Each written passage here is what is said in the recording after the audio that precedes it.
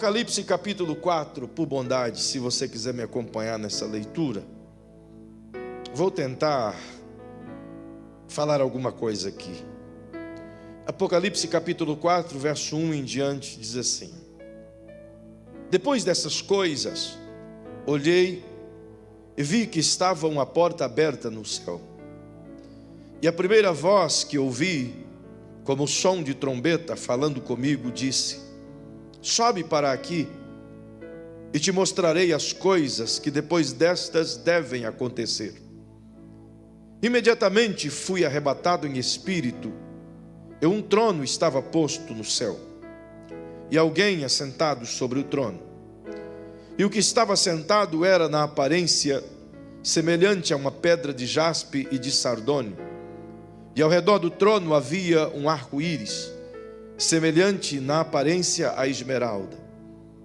Ao redor do trono também havia 24 tronos, e vi assentados sobre os tronos 24 anciãos, vestidos de branco, que tinham nas suas cabeças coroas de ouro. Do trono saíam relâmpagos, vozes e trovões. Diante do trono ardiam 7 lâmpadas de fogo, as quais são os 7 Espíritos de Deus. Também havia diante do trono como que um mar de vidro, semelhante ao cristal. E ao redor do trono, um ao meio de cada lado, 4 seres viventes, cheios de olhos, por diante e por detrás. O primeiro era semelhante a um leão, o segundo era semelhante a um touro, o terceiro tinha rosto como de homem, e o quarto era semelhante a uma águia voando. Os 4 seres viventes tinham, cada um 6 asas. Ao redor e por dentro estavam cheios de olhos. Não descansam nem de dia nem de noite, dizendo: Santo, Santo, Santo é o Senhor dos exércitos, o Deus Todo-Poderoso, aquele que era, que é e que há de vir.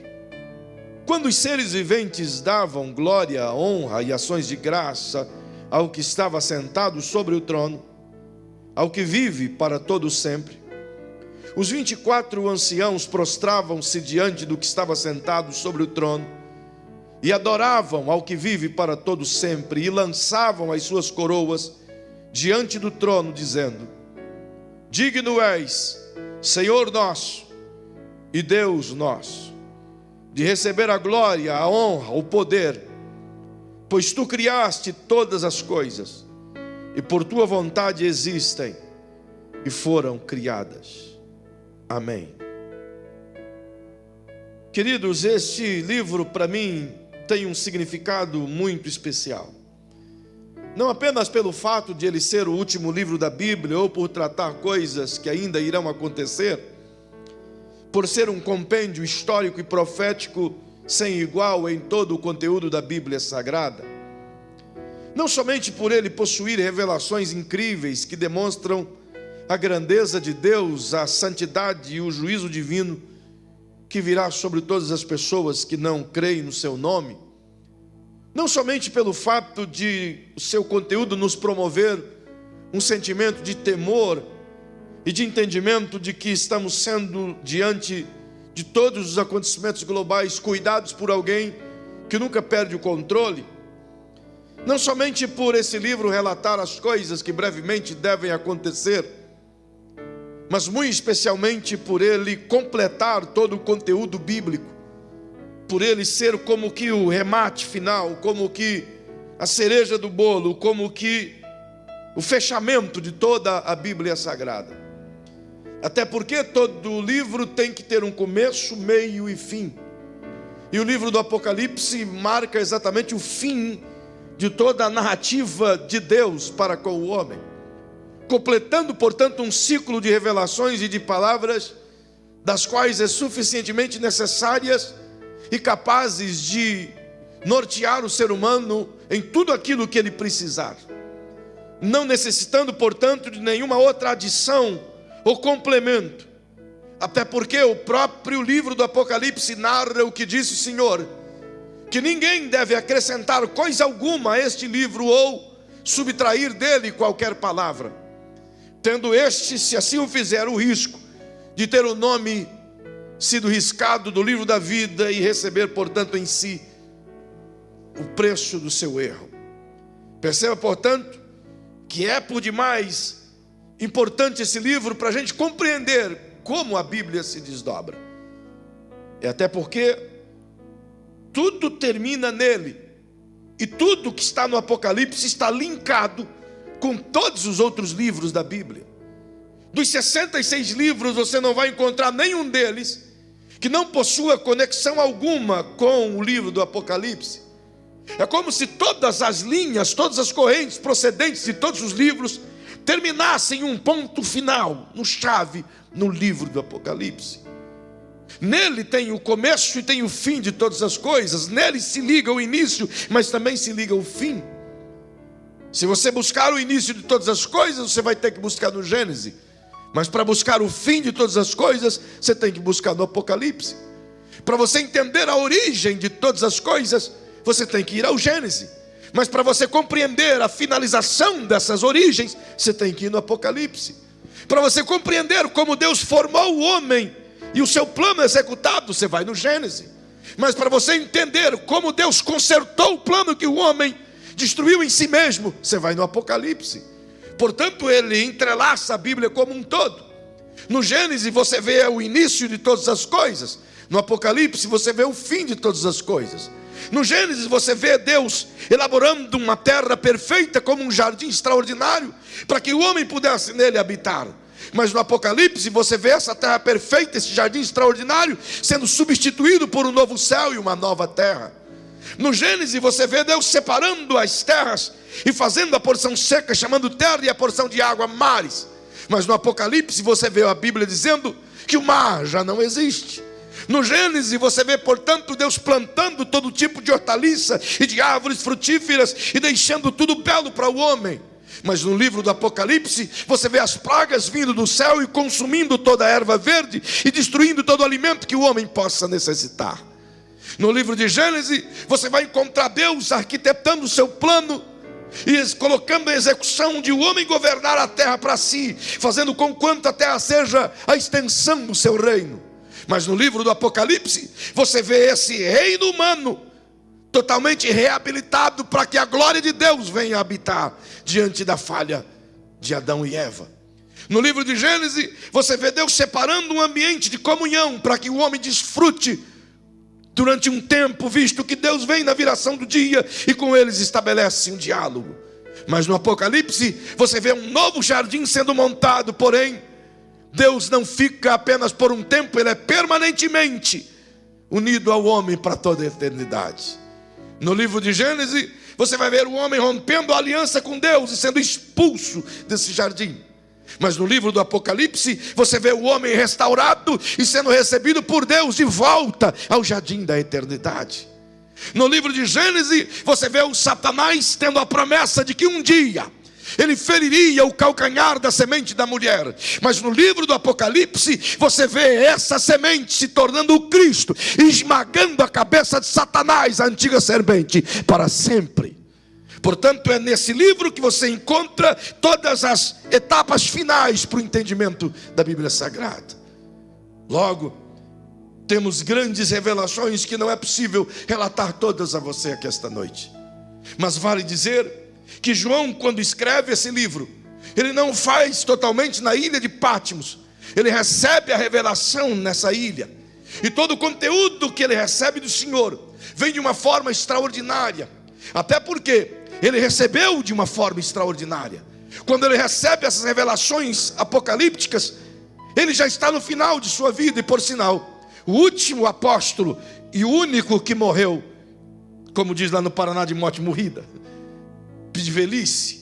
Perceba que essa dinâmica toda do texto se desdobra a partir do momento em que ele é lançado lá e abandonado. E isso é interessante, porque os últimos 30 anos de João foram marcados por um intenso sofrimento. Perceba que logo depois que Cristo partiu, cerca de 5 ou 6 anos depois, inicia uma tamanha de uma perseguição à igreja.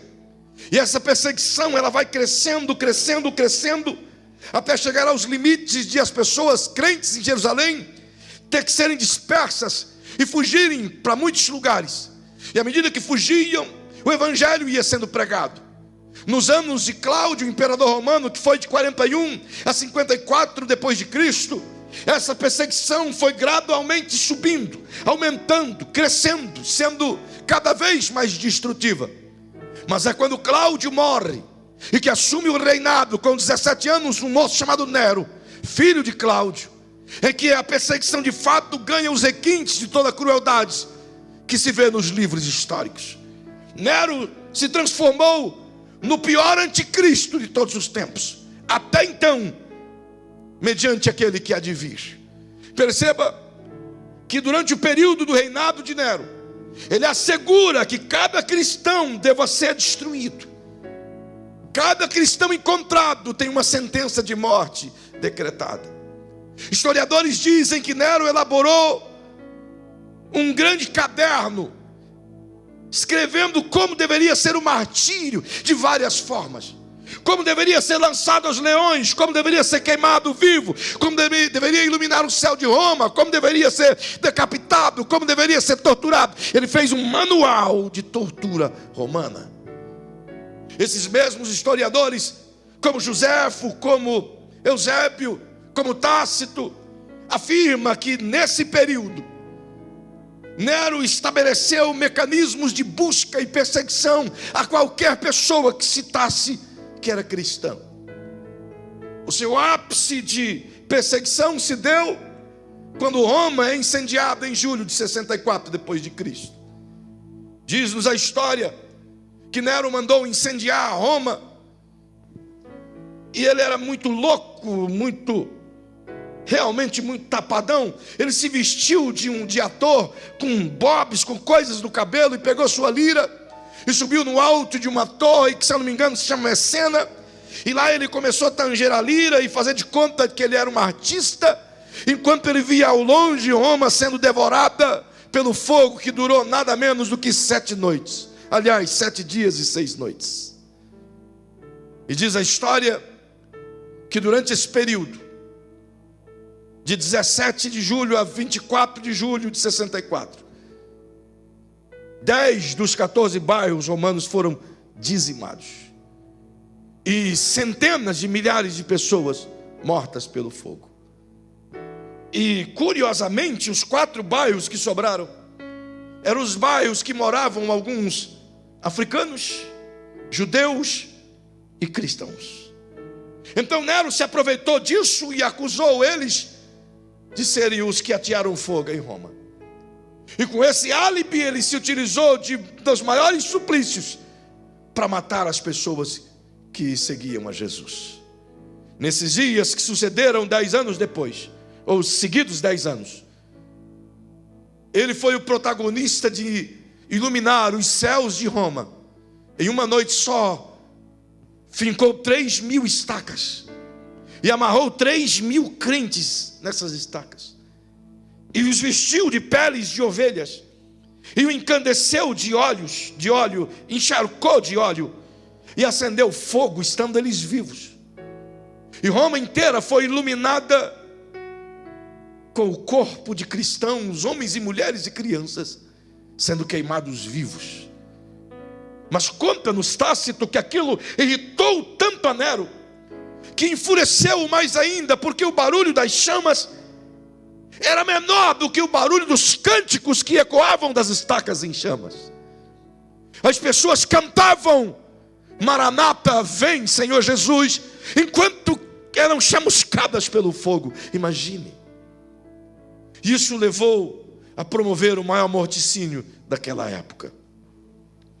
Passado alguns anos, depois do seu suicídio, Dominiciano é quem decide que tem que prender a João e o leva e coloca em uma pequena ilha do mar Egeu, a ilha de Pátimos.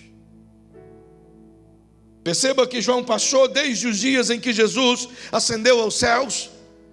Ele teve as portas da igreja de Jerusalém fechadas, ele teve igualmente que fugir com os demais. Para achar lugares onde pudesse pregar, ele se estabeleceu não como quem tinha medo da morte, ao contrário, eles procuravam ser mártires justamente porque era honroso para eles morrer ou sofrer por amor a Jesus. E diz a Bíblia que esse povo, espalhando-se entre eles, os apóstolos, e as portas foram se fechando gradativamente a cada um deles, e as portas do mundo se fecharam a João em último lugar. Só que o que é lindo é que justamente que o texto começa dizendo que abriu-se uma porta, mas não na Turquia, não na Ásia, não na Palestina, não na Arábia, mas no céu. É interessante como João afirma essas coisas, porque ele já tinha tido uma visão extraordinariamente linda do Cristo que falava com ele. O mesmo Cristo do qual ele teve 3 tipos de aspectos. O primeiro, quando ele caminhava com Jesus e pôde deitar a sua cabeça no peito de Jesus e dialogar com ele como um filho amado no colo do Pai. Dizem que João era o mais novo dos discípulos e talvez por isso recebia tanto carinho dos demais. Mas tal era o seu relacionamento com Jesus que ele foi chamado de o discípulo a quem Jesus amava. Ele tinha o privilégio de deitar no ombro de Jesus e conversar com Jesus. Ele conheceu Jesus bem de perto. A segunda forma como ele vê Jesus, e foi o que chegou mais perto da cruz dos discípulos, ele vê de uma forma triste, medonha, que provoca tristeza na alma até o fim da vida. Ele vê Jesus sendo traído por um beijo de Judas. Ele vê Jesus sendo aprisionado, algemado. Ele vê Jesus sendo arrastado até o pretório. E chegando lá ele vê Jesus apanhar. Ele vê Jesus ser esbofeteado, cuspido, ridicularizado. Ele vê as pessoas despindo Jesus e colocando nele um manto. Ele vê ele com uma coroa de espinhos furando a sua testa. Ele vê os soldados esbofeteando o seu rosto. Ele vê Jesus sangrar e deixar marcas no chão do seu sangue.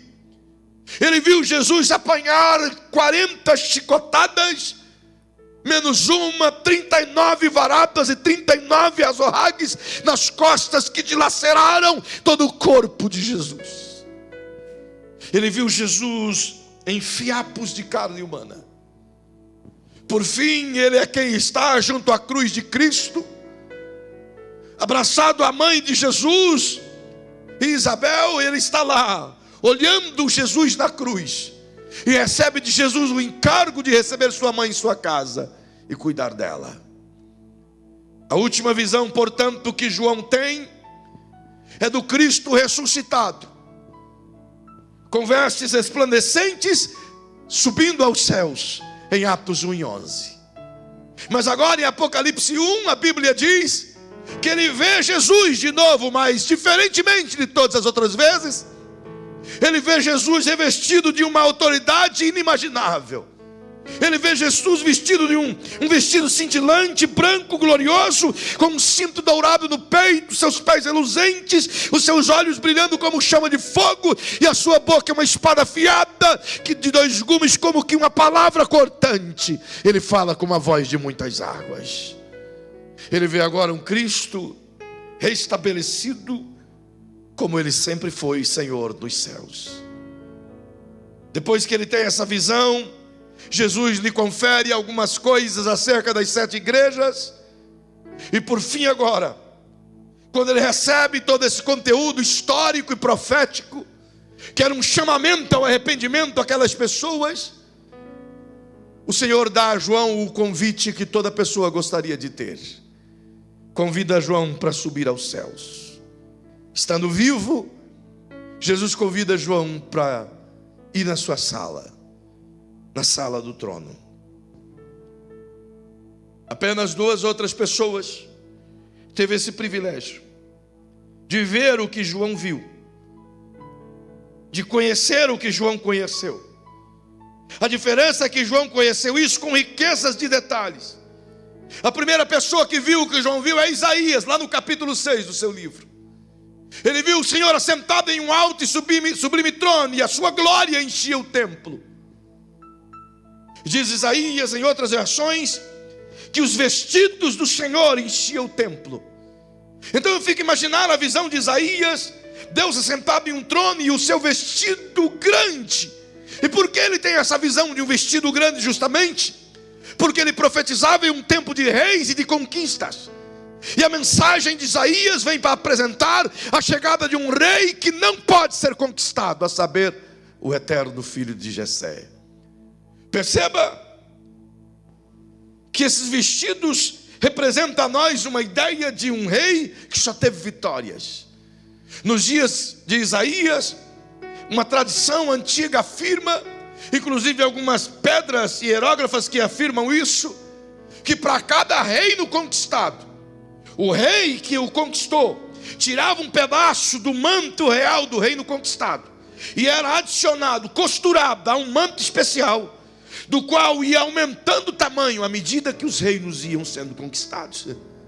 E se isso for uma verdade, essa tradição, daí se explica por que Isaías vê o manto de Deus tão grande, tão infinito, porque todos os reinos que ele quis, ele conquistou, e nada pode tirar dele esse domínio. A outra visão que se tem é quando Ezequiel consegue vê-lo por 12 vezes. Ele relata toda essa expressão da glória do divino. Todavia, o que mais consegue se adequar aos detalhes é João, dentro dessa passagem extraordinária. E o Senhor o convida para entrar na sala do trono. E de forma breve, eu te convido para subir com ele lá. Pois o versículo disse: uma porta aberta no céu. E a primeira voz que ele ouviu, como um som de trombeta falando, disse para ele: sobe para cá.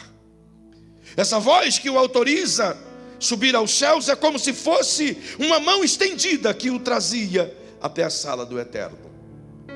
E a Bíblia diz que quando ele chega, pois foi imediatamente arrebatado em espírito, e que ele viu um imenso trono nos céus. E me chama a atenção, especialmente esse texto, pela quantidade de vezes que o trono é mencionado aqui. Na Bíblia inteira, a palavra trono aparece 230 vezes. Mas no livro do Apocalipse, 45 vezes se relata acerca do trono. Mas aqui no capítulo 4, só no capítulo 4, 12 vezes o trono está em evidência. Portanto, a ideia de Deus aqui em levar João ao céu não é para que ele visse as outras coisas, mas era para que ele tivesse a ideia da grandeza, da relevância, do poder de quem está sentado em um trono, e que ele pudesse saber que esse trono nunca esteve vazio e nunca estará vazio. Ao contrário, permanecerá sempre ocupado por quem nele governa para a eternidade. A ideia de Deus é que João vislumbrasse essas coisas e pudesse nos ensinar alguns significados delas.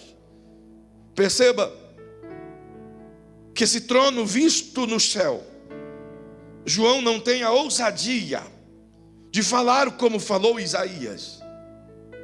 Tudo que ele diz é: eu vi alguém. Como quem diz: eu tenho temor de tentar decifrar alguém. Eu tenho temor de tentar identificar esse alguém. O temor que João apresenta talvez seja o sentimento mais necessário a ser recuperado de nosso tempo. João teme sequer citar quem ele acha que pode ser. Por isso ele usa essa palavra alguém, deixando no anonimato. Tudo que ele sabe é que quem está no trono está por direito, por domínio, por força, por poder, porque é dele o trono. E esse alguém assentado sobre o trono é visto por João de uma forma tão gloriosa, que permita descrever a você. Ele diz que o que estava sentado era na aparência. Ele consegue ver o formato, ele consegue ver o aspecto, ele consegue ver o brilho. E diz que o seu brilho, a sua aparência, era semelhante a uma pedra de jaspe. Portanto, uma cor como que um branco acinzentado, brilhante, cintilante. Como que uma cor perolizada, mais ou menos como esse Essa toalha, entretanto, extremamente brilhante, extremamente ofuscante, extremamente pulsante aos olhos. É o brilho que ele consegue dizer. Ezequiel, quando cita a mesma coisa, ele chama aqui de brilho de âmbar. Âmbar, na ideia do Antigo Testamento, era um brilho incandescente, branco incandescente, que ia crescendo aos poucos. À medida que você olha, ele te torna cada vez maior. E João consegue ver esse alguém assentado sobre o trono, e dá a impressão que o brilho que sai do trono fica como que cintilante, ofuscando qualquer ideia humana. E diz ele que em volta desse trono havia um arco-íris, e era semelhante na aparência de esmeralda. Observe que para nós o arco-íris tem várias cores, e aqui o arco-íris aparentemente tem uma cor só: esverdeado, cor de esmeralda. O que João faz com que percebam um arco-íris é porque o trono emana uma luz esverdeada, mas o que está assentado sobre ele emana uma luz brilhante. Então a junção das duas luzes formam como que um arco em cima do trono, o arco-íris da aliança do divino, para provar o seu elo de ligação e salvação com a humanidade. Perceba que ele diz que ao redor do trono havia também 24 tronos. E as pessoas que estavam vestidas ou ali sentadas naquele trono eram 24 anciãos, isto é, ele conseguia ver o aspecto de idade, de experiência dessas pessoas. Seus vestidos eram brancos como a pura neve, um símbolo de pureza e santidade. Eles têm coroas em suas cabeças, e eles estão assentados em volta do trono.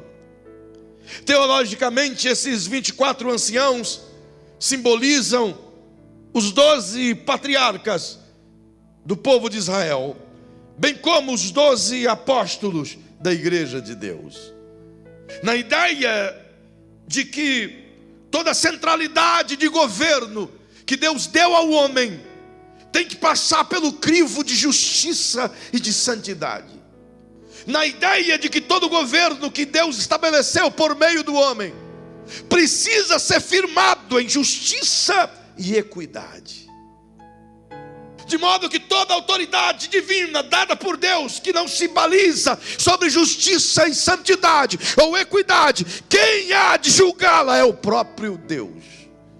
Portanto, esses 24 anciãos servem como um crivo de tudo aquilo que chega diante do Pai, como um filtro de santidade diante do Pai. Mas diz a Bíblia que do trono, enquanto João estava vendo, ele começou a perceber que saía relâmpagos, vozes e trovões que emanavam daquele trono. Imagine essa cena. Parece um filme de Spielberg, ou coisa de ficção científica. Dá a impressão que a gente está navegando no Smigol, vendo a desolação de Smaug, com todas aquelas coisas todas. Mas a verdade é que o que ele está dizendo era visível e real diante dos seus olhos. E porque saía esses relâmpagos e essas vozes e esses trovões, ele percebeu que no meio disso tinha 7 lâmpadas incandescentes junto ao trono. E ele mesmo diz que essas lâmpadas são os 7 Espíritos de Deus, dos quais espalharam-se sobre a terra. Isaías também fala desses Espíritos: espírito de sabedoria, espírito de conselho, espírito de fortaleza, espírito de temor, espírito de conhecimento, e assim vai.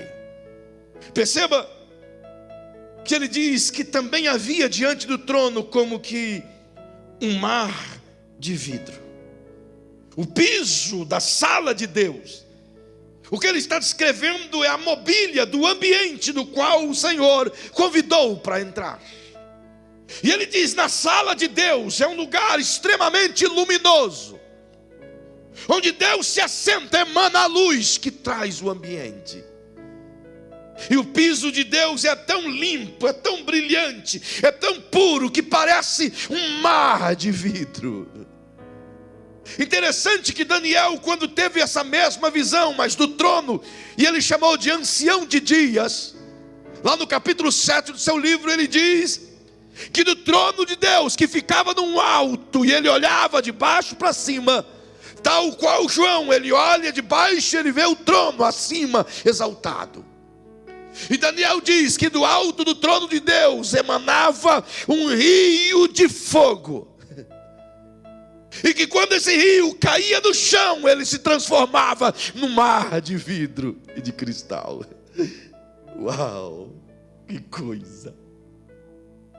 Significa, portanto, que os céus é feito de fogo e água.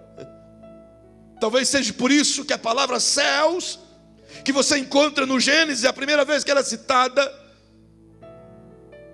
E no princípio criou Deus céus e terra, e a palavra céus é plural. No hebraico ela não tem singular, no hebraico é plural. E a palavra shei mahin é a junção de duas palavras, shei e mahin. Shei, fogo, mahin, água. Portanto ele está dizendo: o céu criou os céus, fogo e água. Por isso que todas as vezes que você vê o juízo vindo do trono, você vai ver fogo e água caindo do trono.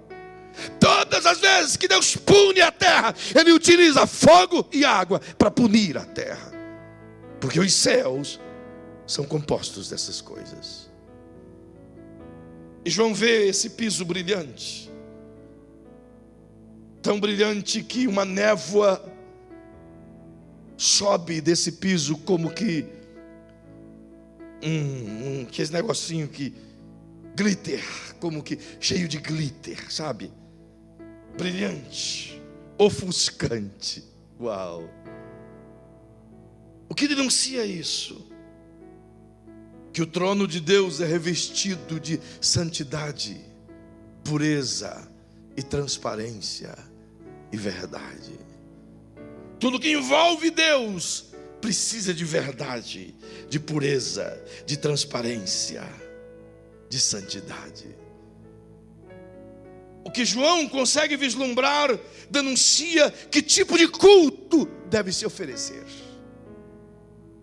E ele diz que depois que ele viu o mar de vidro, semelhante ao cristal, e ele diz que ao redor do trono, e no meio de cada lado, isto é, se o trono tem 4 lados, no meio de cada lado, ele viu 4 seres viventes.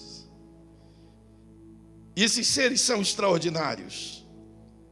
Não sei se eu posso dizer que eles são lindos, porque a imagem que se é demonstrada talvez assuste as criancinhas. Afinal de contas, ele está olhando e ele viu no meio de cada lado 4 seres viventes. Não ousou identificá-los, mas eles são chamados por Isaías de querubins e por Ezequiel de serafins. E eles são compostos de 6 asas. 2 cobrem seu rosto, 2 cobrem os seus pés, 2 eles voam. Os seus rostos têm 4 lados. Cada um deles tem 4 rostos. O rosto de um touro, o rosto de um homem, o rosto de um leão e o rosto de uma águia. Mas todos eles, quando as asas estão abertas, quando estão voando em volta do trono, são cheios de olhos por dentro e por fora. Por isso eu acho estranho. Se olhar uma criatura dessa de noite, você corre 3 dias sem parar. Com certeza corre. Mas no aspecto que João viu, sua alma se encheu de temor. No aspecto que Isaías viu, ele olhou e disse: ai de mim que vou perecendo. no aspecto que Ezequiel viu. Ele ficou perplexo com o barulho que ecoava das asas desses seres alados. Interessante que todas as vezes que você olhar na Bíblia, seja no Antigo ou no Novo, que encontrar esses serafins ou querubins de 6 asas, todas as vezes, eles estão linkados, conectados com o trono e com o movimento do trono. Você nunca vai vê-los separados do trono. Você nunca vai ver aleatórios ao trono. Você sempre vai ver conectados ao trono. Significa que eles foram feitos para viver em volta do trono, por causa do trono, para o trono e em torno do trono. A razão deles estarem ali é Deus. E nos ensina muita coisa. Perceba que João diz que eles voam em volta do trono. E à medida que eles voam, eles batem as suas asas. De acordo com a citação de Ezequiel, nos voos rasantes que eles fazem na companhia do divino, o barulho de suas asas era como o barulho de milhões de carros, trazendo para o nosso contexto como estrondo de turbinas de avião. Imagina, que coisa maravilhosa.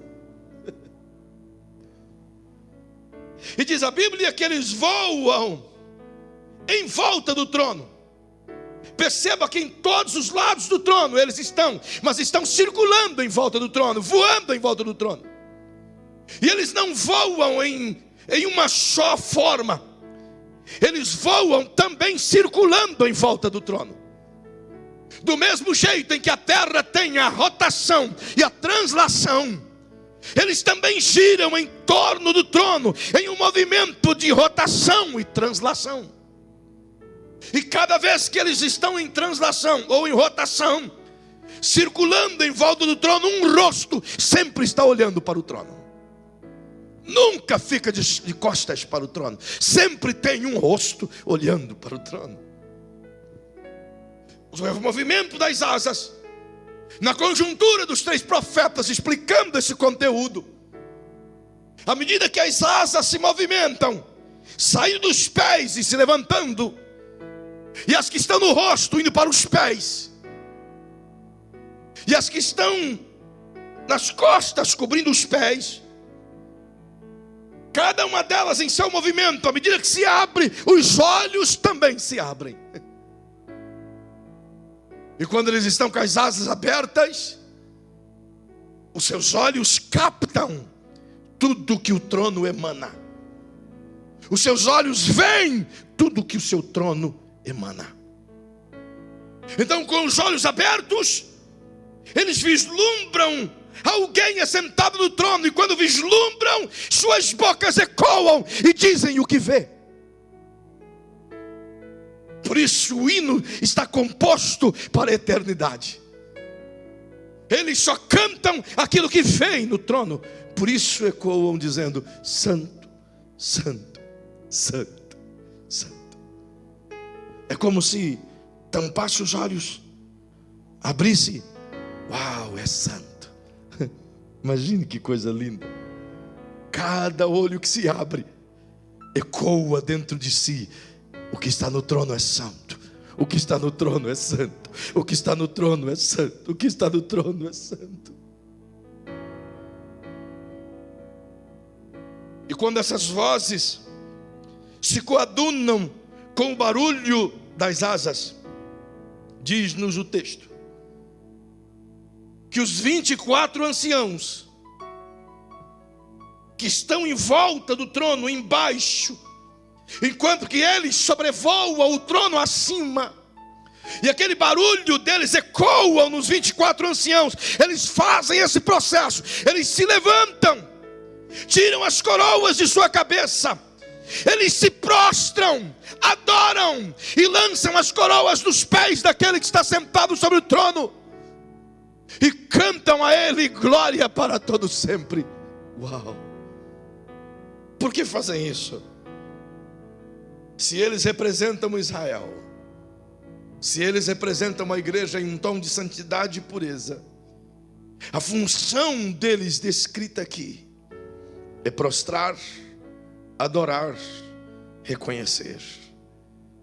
Prostrar, adorar, reconhecer. A função dos quatro seres viventes, cujos rostos são diferentes uns dos outros, em quatro faces diferentes, denunciam as características de cada um. Como, por exemplo, se você buscar entender o rosto de águia, o que quer dizer isso? Quer dizer que eles oferecem uma adoração com total individualidade. A águia é um dos únicos seres desse mundo do qual Deus usa como exemplo de liderança, como um animal de nobreza que não se relaciona com nenhum outro. Individualidade. Caminha sozinho, anda sozinho, no sentido de vivência diante das suas características. O outro tem o aspecto de um touro. Touro fala de sua força, fala de sua capacidade de servir com total disposição. O rosto de homem fala de racionalidade, de inteligência, de capacidade de se relacionar com Deus com total racionalidade, com entendimento, com reconhecimento. O rosto de um cordeiro fala de sacrifício, fala de entrega, fala de oferta, fala de culto. Portanto, o que Deus levou João a esse lugar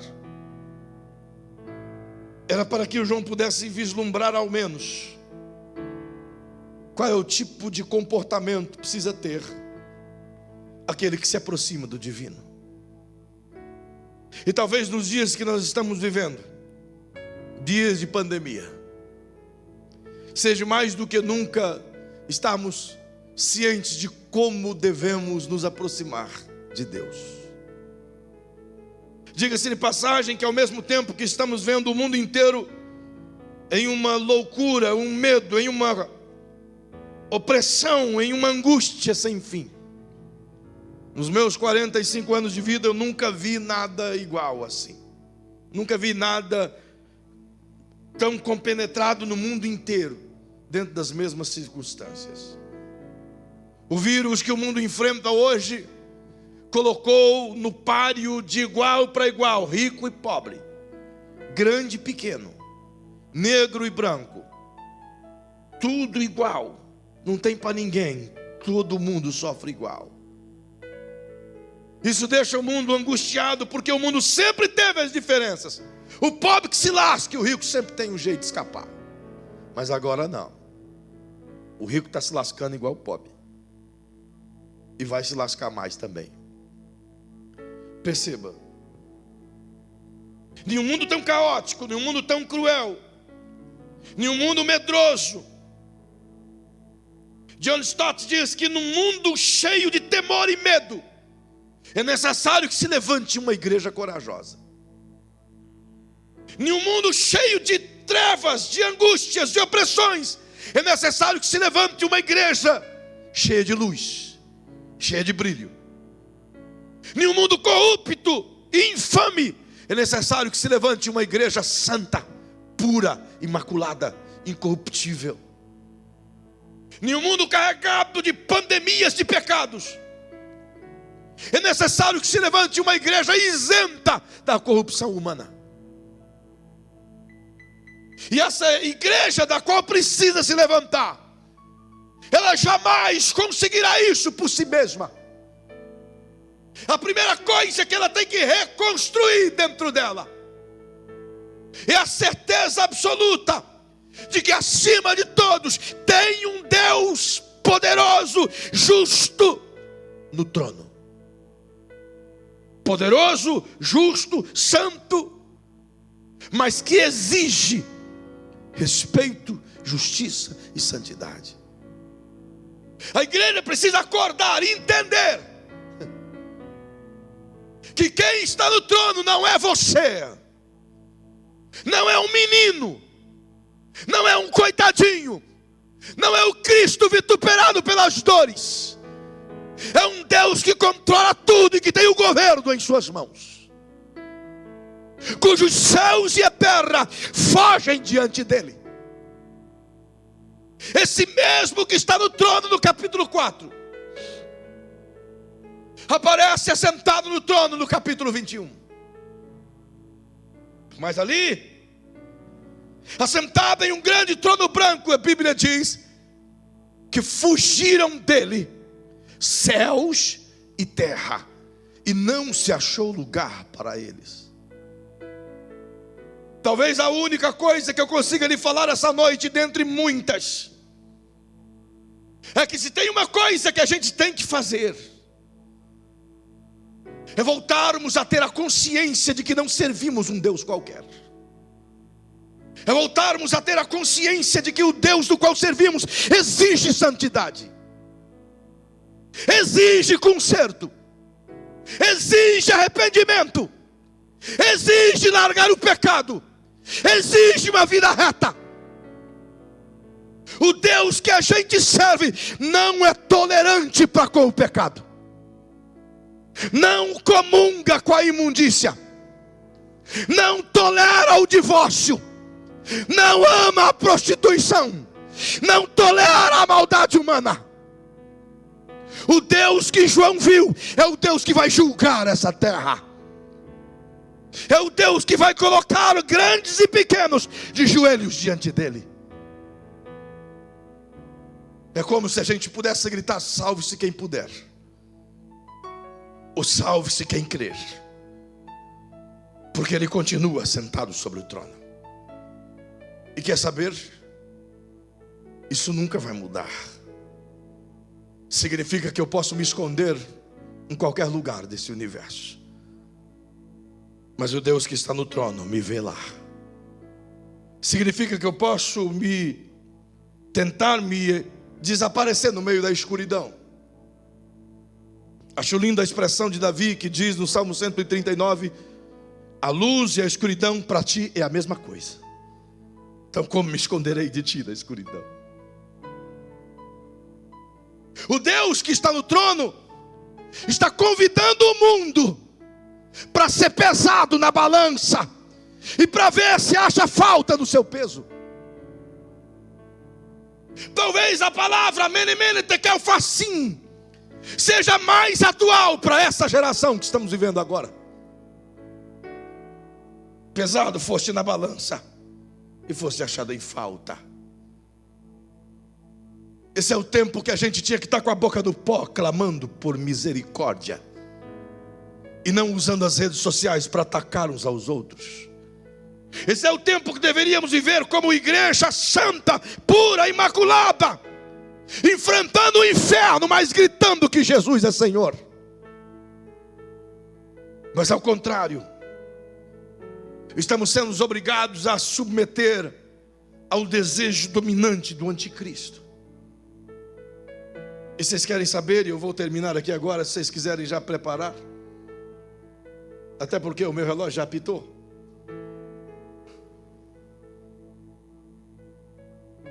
Sabe, talvez as pessoas não estão notando, você que está em casa, me atenda a isso. Talvez as pessoas não estão notando isso. O espírito do anticristo está usando esse coronavírus para saber até que ponto ele comanda a igreja. Ele está preparando tudo. Ele sabe que basta um vírusinho, ele já acabou com a dinâmica de igreja. O que você acha que vem depois? Você acha que vai amenizar, que tudo vai ficar legal? A Bíblia diz que estamos em um funil e a coisa vai piorar. E se vai piorar, exige de nós que tenhamos a consciência de que há um Deus no trono vendo a minha e a tua atitude. Ele não poupa ninguém. Não poupa ninguém. Ninguém passa a rasteira em Deus. Ninguém paga propina para Deus. Cuidado com as suas atitudes. Cuidado com a sua maneira de andar, de vestir, de falar. Há um Deus no trono. Precisamos voltar a ter a consciência de que Deus não se respeita apenas, se teme. E o que eu temo de Deus? A primeira coisa que eu temo, queridos, é perdê-lo. A primeira coisa que eu tenho temor em Deus é perdê-lo. Porque ai de mim se eu perdê-lo. Tem uma irmã lá no Paraná que diz que se a gente perder Deus, a gente vai virar churrasquinho do capeta. E eu não quero virar churrasquinho do capeta. Eu sei que tem algumas gordurinhas boas para queimar, mas eu não quero virar esse churrasquinho do capiroto. Você, no caso, dá um churrascão.